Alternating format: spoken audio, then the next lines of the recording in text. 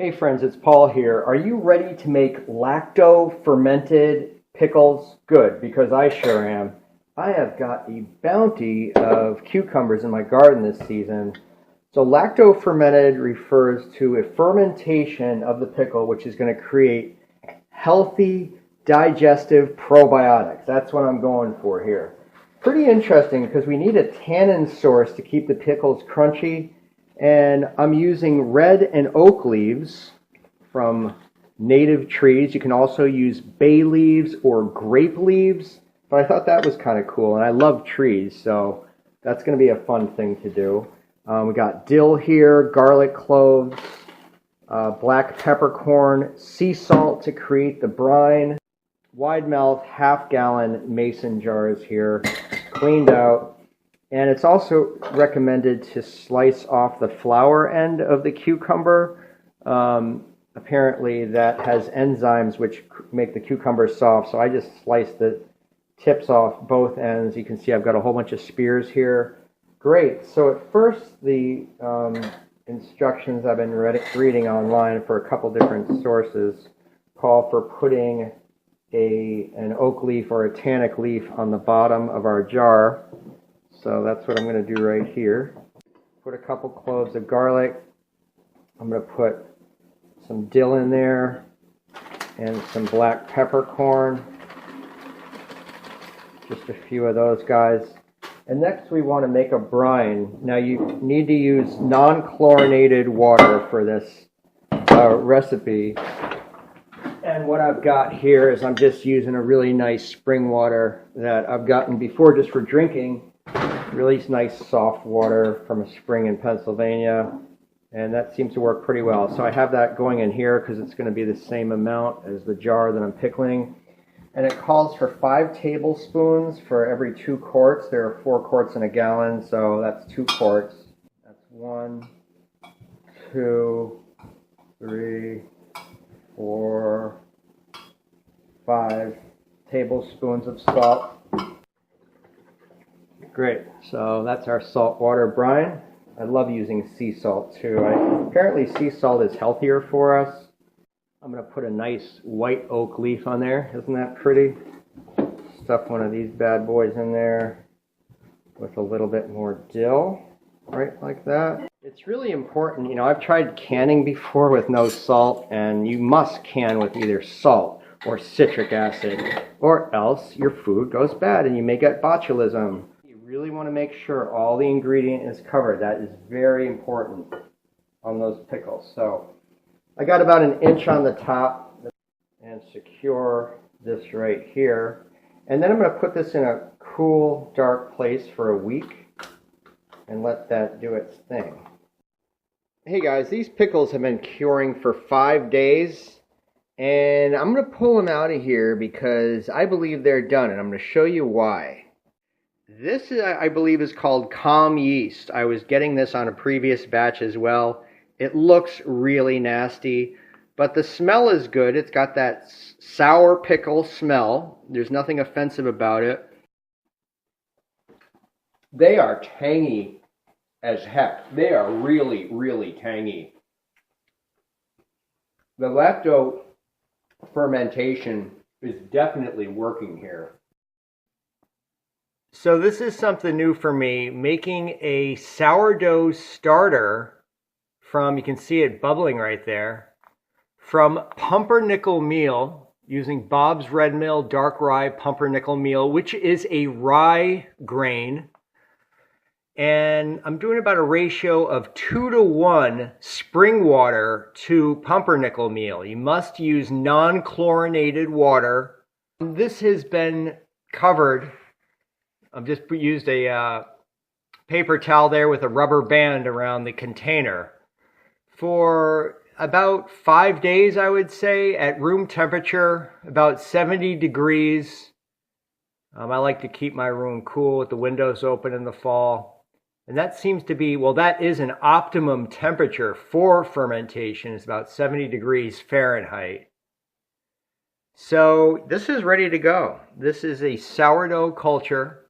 Kind of stir this around.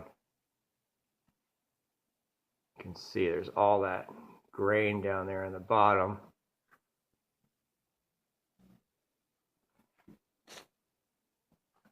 Definitely a yeasty smell coming off this. Very pleasant smell. But that is foaming and bubbling like crazy.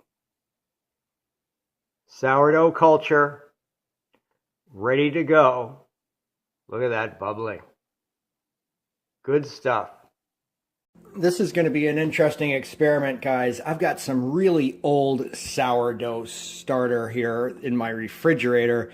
This has been in here for months. I'll put a link to the previous video I did on making a rye pumpernickel meal sourdough starter, but it's been months.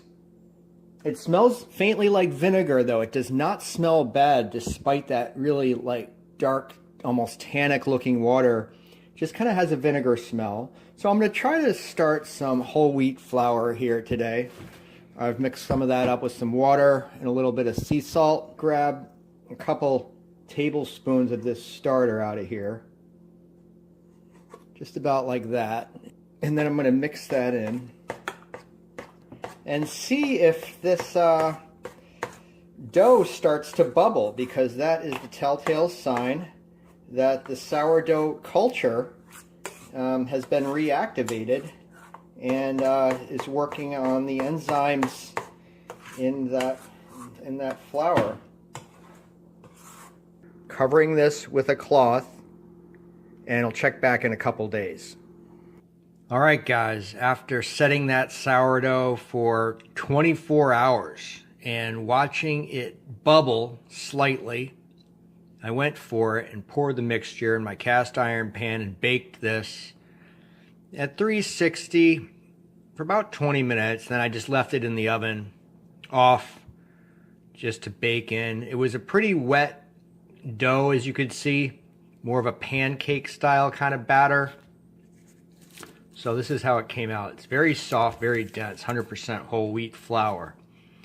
But what I like about it, I'm going to eat a little bit off camera.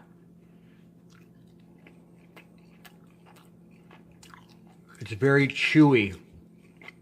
It's got that chewy tooth of real sourdough. It's also got that sourdough tang in it, like a yogurt.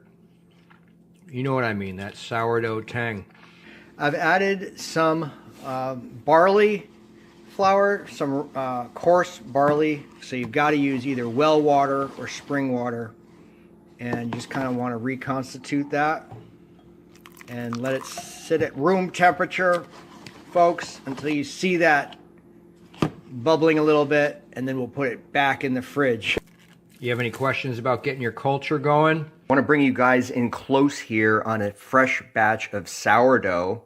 This is an oatmeal-based sourdough with some whole wheat flour, but predominantly an oatmeal. Sourdough is a fermented food. It's very healthy. There's no yeast in it. It's just, this is the first batch that's really bubbling nicely.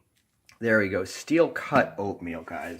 And I soaked it first for a good couple hours anyway to reconstitute it before adding the sourdough culture. Let me get that. Let me show you the wonderful sourdough culture that I've been having going here for, man, I don't know, almost 6 months. And I'm reconstituting this with fresh whole wheat flour and spring water only. No chlorinated water, guys. And sourdough won't work out of your faucet with chlorides and fluorides and all that garbage. So I use spring water only. And whole wheat flour is in there. Some barley malt grain is in there, as well as, I believe there's some rye in there.